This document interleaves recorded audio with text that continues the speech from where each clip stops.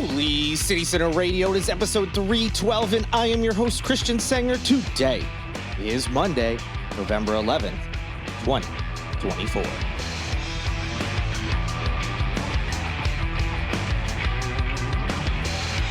How has it only been 6 days since the election? It's not even a week yet. It feels like a lifetime since last Tuesday. I hope you all are doing well, regardless of what you wanted out of the election. I hope you had a good weekend.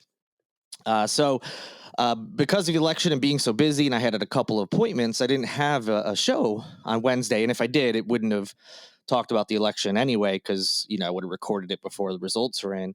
And then Friday's episode was an interview. So we really haven't had a chance to talk about it. And I'm kind of glad that I didn't have an episode last week to talk about it, because my thoughts are all over the place. I went through different feelings about it. And, you're hearing all these hot takes from both sides of the aisle and on the news and in podcasts and people's opinions on social media. And it was just a lot to try to process and put your finger on. And I kind of decided, in addition to the fact that this is, I've got a lot of stuff to cover that I haven't been able to due to, we've had interview episodes and a lot's going on, of course. I'm just really not going to do a big dive into it or really talk much on the national scale. I'm definitely going to give you some rundowns about some things that happened here locally. But it just doesn't seem beneficial to anyone at this point. I'm sure you've heard all the hot takes and opinions, and I would be surprised if whatever I had to say would be worthwhile or really anything significantly different than some of the other stuff you heard out there. My biggest thing I will say is this. If the election wasn't what you wanted, I get that, obviously. If you're scared, worried, whether for yourself or people you care about based on rhetoric and proposals that you've seen from Trump and Republicans, especially as it relates to schools, the LGBTQ community, abortion, deportations of legal immigrants, not just illegal immigrants in their terms, but they are talking about a process where they are going to have legal immigrants here, whether there's different levels. So there's all sorts of stuff out there is my point. And it's understandable that you might be frightened or scared, especially because Republicans might control all three facets of government. And we're waiting on, the House? Yeah, we're still waiting on the House, but it's trending towards they're going to control all three. So the first reminder is that Donald Trump controlled all three from 2016 to 18, and not a whole hell of a lot got done. There's still oppositions to some of the, worst of the policy opinions out there. But certainly some of the more, reasonable sounding, even if you may not think so, some of those legislation pieces may pass. And if the Trump presidency this time around is anything like the first one, it's going to be annoying for sure. It's going to be frustrating, the constant headlines, just constantly wondering what he said or did. And I get all that. But we can't control anything at this moment. Until there's anything solid or in the works, there's nothing you can do about it. And that, maybe simultaneously feeling hopeless and helpless. But at this point, just, gather your thoughts, feel how you want to feel about the election. And then, come January, when he's actually inaugurated, we'll have a better idea of what he is planning to do and not do, what was all bluster and all talk on the campaign trail, what stuff's not going to pass. Based on the makeup of the legislature. And so, there's just nothing you can really do right now. And then if something bad comes up that's worth protesting or calling your representatives about to try to tell them to stop something, that's the time to do it. So right now, process it how you want to. Again, someone listening, I'd be surprised, but someone listening may be overjoyed, and good for you. I'm glad you got, what you wanted out of the election. But I know there's a significant chunk of my followers who are not happy, and some are outright scared. I've heard stories about from friends who work in different industries, like clients coming in and breaking down and crying because they're worried about their child because they are gay, and by child, I mean not necessarily even under 18. Some people, I have a friend tell me a woman was breaking down because her child is married and is gay and worried what that means as we move forward. So I get it. And like I said, I don't think outside of that, there's really much to talk about at this time. Um, we've got plenty of feelings. I have opinions and thoughts about what occurred, why there was such a dramatic shift. And it certainly seems like a big chunk of it had to do with, people's feelings about inflation, on the high cost of things like groceries and gas. And that seemed to be the biggest, top reason that people voted for Trump. And we could discuss later how that may have been misguided based on some proposals he's had. But until those proposals go into effect, and maybe it's all talk, maybe someone will talk him down about the tariff situation, which, economists have all said would be a disaster for us. Um, we'll see. So in the meantime, let's just, feel what you want to feel, but it's not time to worry about doing anything right now. And with that, let's get into the latest news. All right, local election stuff. We're going to run down this stuff as quickly as I can. At this time, I'm sure many of you who pay any amount of attention to local politics, you're already familiar with this. But let's hit the big headlines here. In the U.S. House races here in South Carolina, all the incumbents managed to keep their seats, with Sherry Biggs becoming only the second woman to represent South Carolina in the House, the other, of course, being Nancy Mace. And Biggs represents the 3rd District, and she took over for outgoing Representative Jeff Duncan. The South Carolina House delegation still stands at 6 Republicans and 1 Democrat, the 1 Dem being, of course, Jim Clyburn. Now, down from the federal and national level to the state level, Republicans managed to keep their supermajority in the South Carolina State House. No surprise there. But they also have ensured a supermajority in the Senate. Now, that also wasn't super surprising, maybe even expected. So now the governor, of course, is Republican, and both sides of the legislature in Columbia not only are dominated by Republicans, they have a supermajority. What does that mean? So sometimes having a supermajority, assuming the entire delegation votes together, can make things pass it might not have if there was enough Democratic opposition. So there's going to be a lot of things, as easy as it's been for Republicans in the state to pass basically whatever they want. It's going to be even easier for them to do so. What exactly will that mean? Well, we'll see. It depends on what they propose. It depends on what they move forward. I'll be honest, it probably depends on whatever on the national level is the current culture war and talk stuff. We saw last year all this book banning measures and anti-LGBTQ legislation and things like that either were passed or were attempted to pass. There was a lot of working on the South Carolina abortion ban. So now that a lot of those things have already been moved forward, what is the next pet project going to be? What's going to be the latest culture war that they're going to focus on and drive that legislation, as it seems they did over the last few years? We'll certainly see. As I mentioned, Nancy Mace is one of 2, thanks to Sherry Biggs getting elected, women to represent South Carolina in the U.S. House. That will continue for her. She beat Michael Moore. No surprise there. She was expected to win, having that racially gerrymandered district that was upheld by the Supreme Court. I mean, it was all but, unless she did something completely bonkers, that would have turned off Republicans and moderates, there was no way she was going to lose. So she moves forward.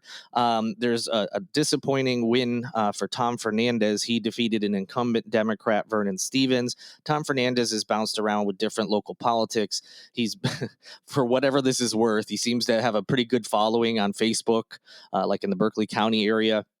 A bit of a MAGA maniac, so that's definitely not good news. And the bad news continues if you are someone who leans left, as the Charleston County Sheriff, where Democrat Kristen Graziano lost to Mount Pleasant's former police chief, Carl Ritchie. He will take over as sheriff. Graziano officially conceded the race the next day, so he's a Republican who will be in charge of the Charleston County Sheriff's Office. School boards, some good news, but it all kind of evens out. The balance of power remained unchanged on the Charleston County School Board, as one candidate that was endorsed by Moms for Liberty lost his race, but then another one claimed victory, and it was over a non-Moms for Liberty candidate. So it ends up balancing out. The good news is the the Moms for Liberty candidate who lost was by far the worst member on the board. That was Ed Kelly. You may remember him, obviously, very conservative member of the board, and he had several controversies almost right off the bat. He was unseated by Mount Pleasant challenger Carolina Jewett. That's for District 2. So that was the good news. Kelly's 2 years on the school board included controversies, as I mentioned. In March of 2023, he was asked to resign after a woman alleged he threatened to show up at a transgender teacher's doorstep with a gun during a Moms for Liberty chapter meeting. He claimed that this didn't happen. Regardless, he was censured by his fellow board members. So even the Moms for Liberty folks are like, yeah, we're going to assume you did say this, and you absolutely should not have. That is a maniacally weird thing to say. He also spearheaded a overhaul of the district's health advisory committee. This is a committee where people in different industries, but including people in the medical field, kind of oversee all sorts of different aspects about health within the schools. This was seen as, in addition to the book banning and all that, Moms for Liberty candidates were kind of radicalized during the pandemic. It all started because of masks and vaccines. And as I said in many podcasts, all these Moms for Liberty candidates that came in, they didn't really understand the rules of the school board. They were constantly doing things wrong. They were called out by 3 mayors in this area, in Charleston, North Charleston, and Mount Pleasant, because they were so dysfunctional. They didn't have any interest in actually doing the work or really learning it. They just came in on these culture war things. And then by the time they were on the board, the pandemic, obviously not over, but, especially in South Carolina, there wasn't really this talk about masks or vaccine mandates or anything. So once they got there, it was kind of like, oh, what do we do now? And so one thing they could do as it related to, the pandemic was dismantling this health advisory committee, basically removing anybody who might argue against, what the Moms for Liberty group would want. So needless to say, very good that he's out. Unfortunately, the Moms for Liberty folks will still have the majority on the board, and, it will probably continue the way it's been going, where they're going to vote along those like party lines, and we'll see what exactly they try to implement. And it's extra bad because the Moms for Liberty back candidate is Michelle Lieber, and I'll get to that in a minute. She ousted Darren Lee Calhoun in West Ashley's District 6 seat. Meanwhile, ex-school board member Kevin Hollinshead won the District 4 seat against Craig Logan. Board member Courtney Waters chose not to run again. That was, although they don't declare parties, that's basically a Democrat for a Democrat. Again, even though they don't really declare parties for school board races. So back to Michelle Lieber. She is the wife of Matt Lieber, who was a self-described, he associated with a extremist, far-right extremist group. You can, go look up old articles about it. He's had trouble with the law as far as police being called in response to domestic violence or domestic incidents and things like that. Those have had varying outcomes. You can look those up as well. And he's a far-right MAGA guy, obviously, if you couldn't tell from the far-right extremist ties. Well, that's his wife, Michelle Lieber. So needless to say, her views align at least pretty closely, if not 100%, with her husband. So that is a very bad thing to have her on the school board. But we'll see what happens. Just like when things look bad on paper, things could vastly change when people actually get into those roles. They may have talked a big game to get elected and then realize some of the things they said just aren't going to happen or are not feasible, or they didn't really mean it. They were just courting a certain section of their voters. You never know, but it certainly isn't good that the board is staying the way it was compromised or comprised of, prior to this year.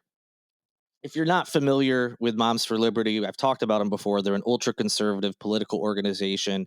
They claim they're an advocacy group for parents' rights, but they push against LGBTQ inclusive curriculum.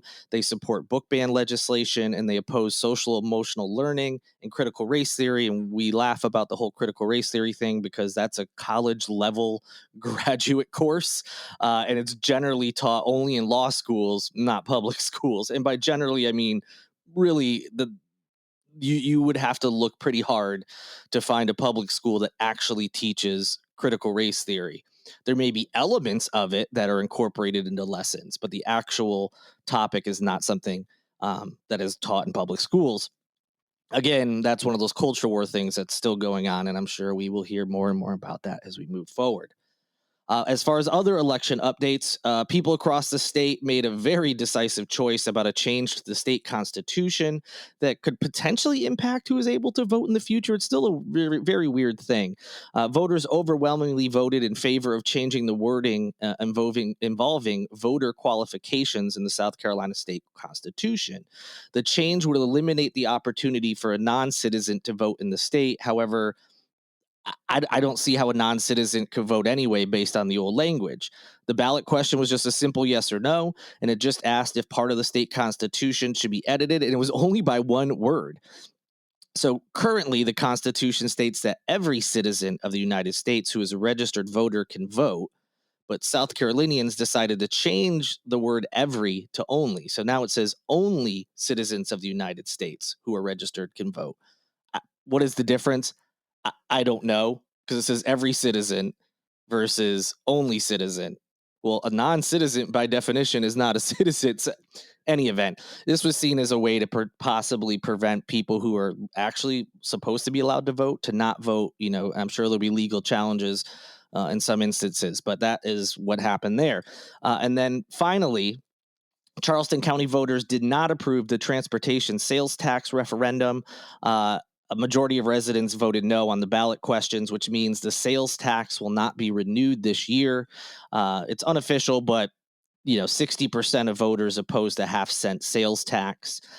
Precincts across the county rejected the referendum, and obviously people saw that as a big win. But for those who are in favor of keeping the tax, they're upset, and now their transportation projects, which included like the Mark Clark Expressway extension, will have to be reworked. They're going to have to find another way to fund these projects in the future. And that's it for election news for now, anyway. Let's jump to a new topic. This is the one that everyone, not just in the state, but across the country, has been talking about. And this will be a little bit more fun of a conversation.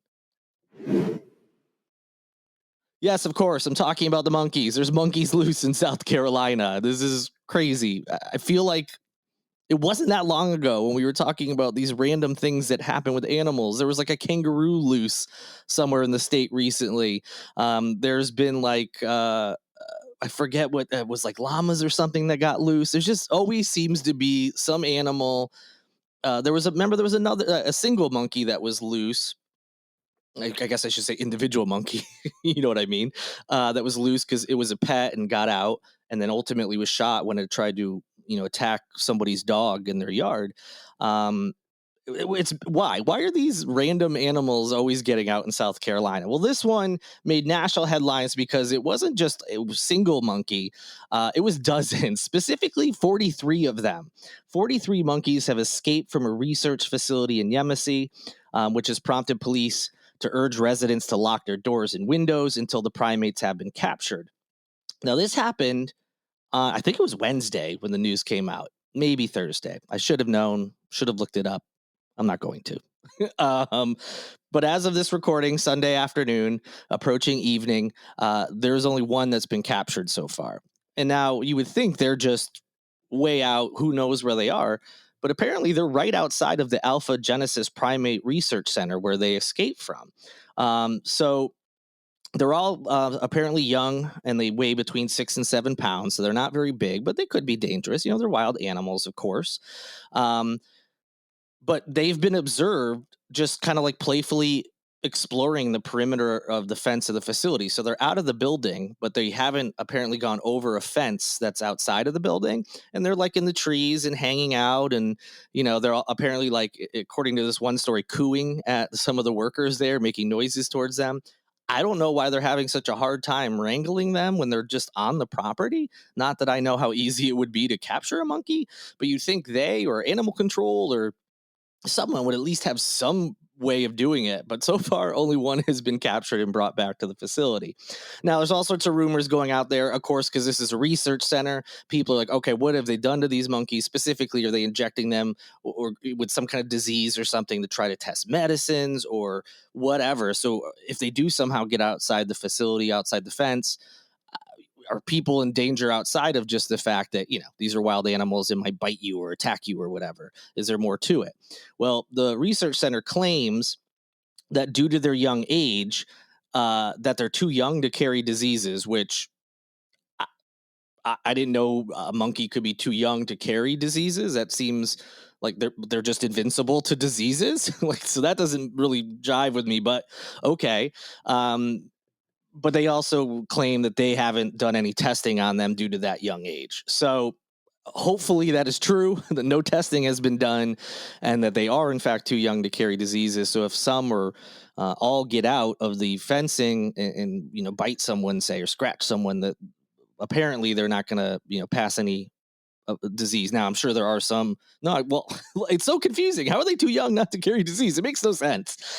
So I'm not saying don't worry about it if you live in that area by any means. But, if they somehow get outside that fencing, do not approach them. Do not try to capture them. Do not engage, because that's just not something that will end well in all likelihood. So I'll keep you updated. It's very bizarre, the whole situation. I think a little bit of a chuckle. I saw a lot of people like, get an escape, because they don't want testing on animals. So they're cheering on this escape. I think we just needed, speaking of escape, we needed a little bit of escapism after the election and, some of the rhetoric online and things. So it's been an interesting story to say the least. And I'll certainly provide any significant updates with you. All right, we had some fun. Back to some bummer news. After the election, there has been a stream of racist text messages that are being sent to people of color across the country.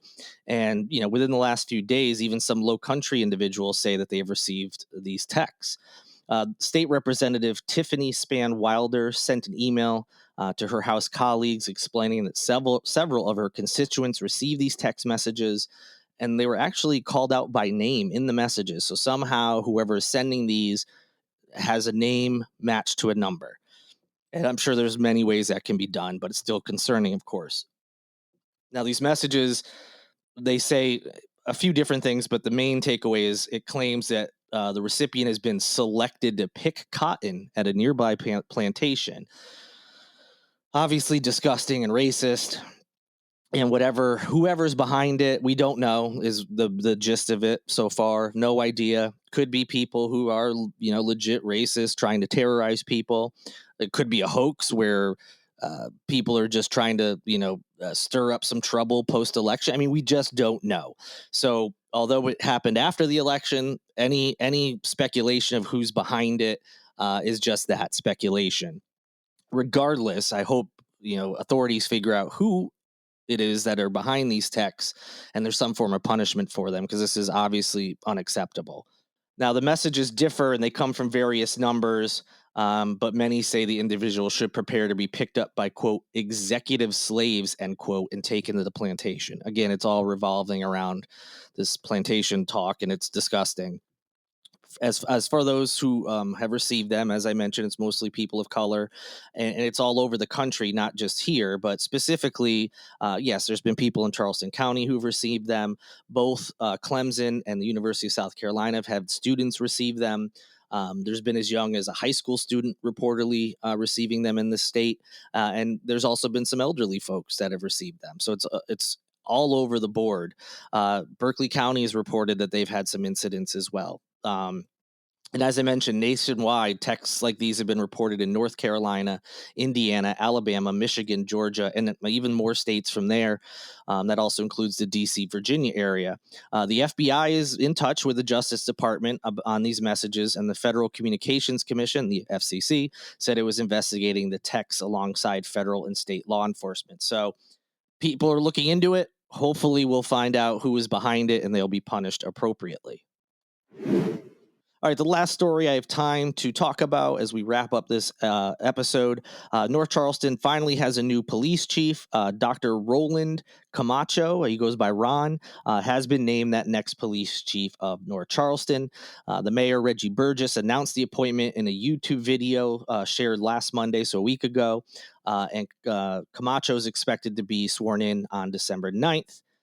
He has nearly 3 decades of law enforcement experience, this is including 16 years in what Reggie Burgess called key leadership roles. Previously, Camacho was working with the Chambersburg Police Department in Pennsylvania. He was there over the last 8 years. So, new police chief, welcome to soon-to-be police chief Camacho in North Charleston. Had a few more stories, but there's just so much to get caught up on when it was, the election last week. And when you start talking about that stuff, you realize how many important races there were and how many people are interested. So still got stuff to talk about. I don't think I currently have an interview scheduled for this week, so we should be able to get caught up on all the news, including whatever happens between now and then. But I really appreciate you all listening. I hope everyone's doing okay. Thank you to Lindsay Marie Collins with LMC Soundsystem for producing this and every episode of Holy City Center Radio. And also a big thank you to Tyler Boone, whose music you hear in each and every show. I will be back with you on Wednesday. I'm already looking forward to it. But until then, good night and good luck.